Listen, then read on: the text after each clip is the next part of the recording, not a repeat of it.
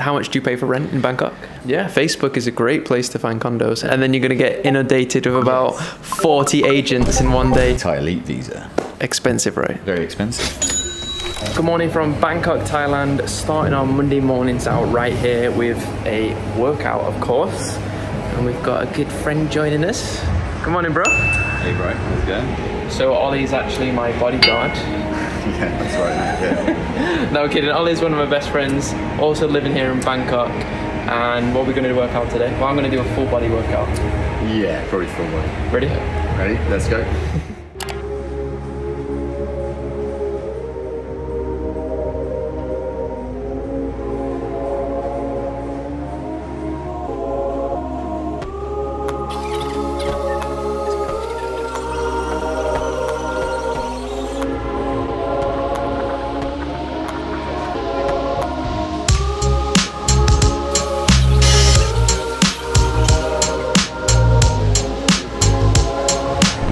Olly looking like Wolverine right now.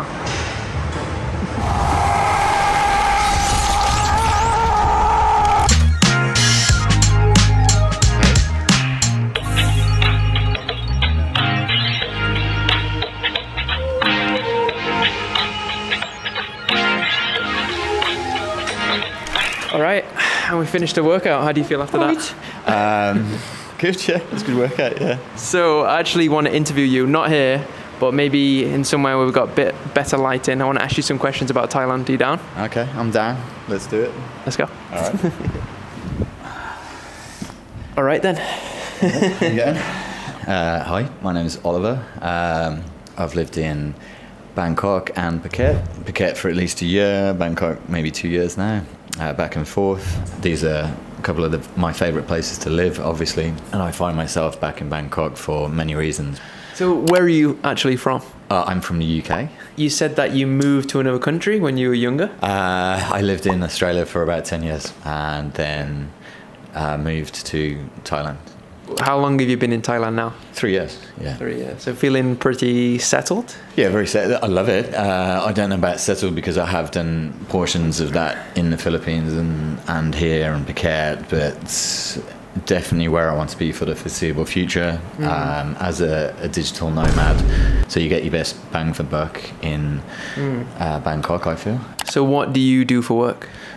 So I run a health company that specializes in longevity. So everything from DNA tests to supplements to skincare. This is why you look so good, in shape. I love Sam. He gives me too many compliments that I do not deserve. So I'll just say yes. You do look like Captain America or Wolverine. All right, I'll take that. Thanks, mate. Cheers. So one thing I wanted to ask you about is finding a condo in Thailand, because I get the question a lot about where to find a condo, whether it's in Phuket or Bangkok. What advice would you give about that in terms of like going about finding a condo in Thailand? The best advice is to ignore what you see online. I mean, when you look online, you can get a quick idea, which is fine. But I think everyone contacts the agent in a way that they think it's going to be available. It's not going to be available. It's just they don't take down the listings. I'd say you go to Facebook groups, you say what you want and what you are looking for, and then owners and agents will approach you with what they have right now. And it's just so much. And then you're going to get inundated with about 40 agents in one day messaging you. But yeah. No, it is a good way. That's a good thing, I think, because you can just be like, okay, this person is most keen, or this is the best deal, or that is quickly the one that I want, obviously, and you go from there. Yeah, Facebook is a great place to find condos, and especially like some people ask, where's the best place to find a condo for like a couple months? Because a lot of these condos will be for 6 months or a year, and there's these schemes on Facebook where you can take over someone's lease. They have to leave the country, they've only got 2, 3, 4 months left. Facebook is the place for that. So that's a really good point. So the first thing agents will tell you is you need to get like a 12-month lease, and you don't at all. I mean, that's certainly the most common, and that's certainly what they want you to think, but Facebook's a really good example of that. You can just, it's much more open to the negotiation, whether it's the 6 months or 3 months, and people also know that they have to compete with Airbnb. So it's a much more flexible human approach on Facebook, and it competes very well with the normal online and even Airbnb. there's certain instances where you might just go with Airbnb if you're just looking for a month and it's easier for you and quicker, sure, but still. Yeah, it's a good point. Yeah. And we did a condo tour of your condo, right? Yeah. Which I'll show on the screen. And how much do you pay for rent in Bangkok? So I choose to pay 40,000. You certainly don't. 40,000 Thai baht, which is, what did we work that out to be? I'll put it on the screen somewhere. And do you think that's good value for money for like what you're getting? So yeah, it's all about value for money for me, for what I get. So you can certainly get places cheaper for that in Bangkok. If you're looking for Bangkok and need to move to Thailand, then if you're just coming here, you use the BTS line and you go probably as far out that you feel comfortable for getting a good deal. And then you'll find after you've spent time here, maybe even a year, you'll know how far you want to be in. If you do want to be into the centre and it matters to you. The BTS line used to finish at Onut, so there was a lot of like, it's kind of like a hotspot there. A little bit cheaper condos, but you still got all the restaurants. But now the BTS extends all the way to like Chu Digital Park, Bang Na, all the way down there, so you can get some really good bargains. But yeah, if you're going to move to say the centre of Bangkok, like Asok, Prompong, Chitlam, do expect to pay more. So the answer is obviously based on your budget. If you're looking for the cheapest way, then you go really far out on the BTS. If you're more comfortable financially, then keep going inwards to your financial budget. We actually just finished a workout. I wanted to ask you, what hobbies do you actually have in Bangkok? Certainly gym is one of my favourites, or keeping fit and being healthy. Eating healthy is interesting. I guess that could be classified as a hobby, and finding the right places to eat. Apart from that, I try and do climbing or a bit of golf maybe as well. Yeah, Olly's very good at golf. I'm alright at golf. We went to, where did we go to? Top Golf, and I was getting a lot of tips from Olly. Like I'm awful. Yeah, no. Thanks. I didn't mean that. If you enjoy golf and a good time, it's really good there. It's good because you've got decent food. The golf there is like not just hitting the ball, but it's actually like games connected to the system, so you can play like Angry Birds or that's what Mario, like random games. Yeah, so it's more interactive. Like you've got music playing, in the background. You've got like drinks, alcoholic drinks. You've got food coming to you. It's just a really cool vibe. It's not like a driving range that you would normally go to at all. It's good for birthdays. So what's your visa situation in Thailand? I'm on a Thai elite visa, and that's easy to Google. You can find out about that, but expensive, right? Very expensive. So what is really interesting right now, as we record this video, at least, I don't know when Sam will release it, it's called the DTV visa, and that's very interesting, exciting. Could you summarize the elite visa in one sentence? Residency for Thailand if you've got a lot of money. How much is the different levels? So if you want residency for Thailand, as I'm referring to it as, it's 5 years for 900,000 Thai baht. Sam will put the conversion rate in. It goes up in increments to 20 years. And if you compare it to this sort of exciting visa now called the DTV one, it's only 10,000 every half year, 180 days. And so that's 20,000 per year, and it's up to 5 years, which if you compare it to 900,000 to 20 times 5, which is 100,000, that's 900,000 versus 100,000 for what is ironically even more flexibility. You don't have to do the 5 years. It's a no-brainer, really. Like you won't get the same perks as elite visa. I'm glad you said that. So the perks that you get with the Thai elite visa, not many people notice, is you can buy them separately.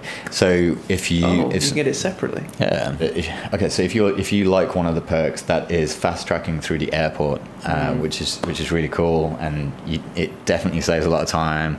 You can buy that service separately. So it comes with the limousine. It comes with the fast track where all the government officials or pilots will go through. So apart from the limousine and the fast track through the airport, what other benefits do you get on elite visa?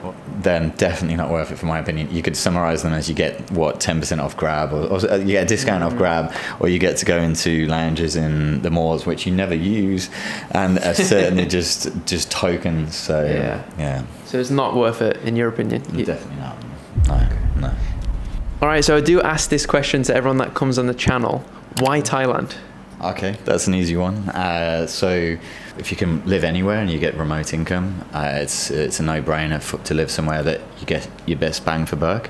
Bangkok, in particular, for me at least, I want a nice place to live. I feel like the apartments for what you pay, or condos if you're American, you get the nicest ones for the best price, probably anywhere in the world, or at least places that I wanted to live anywhere in the world.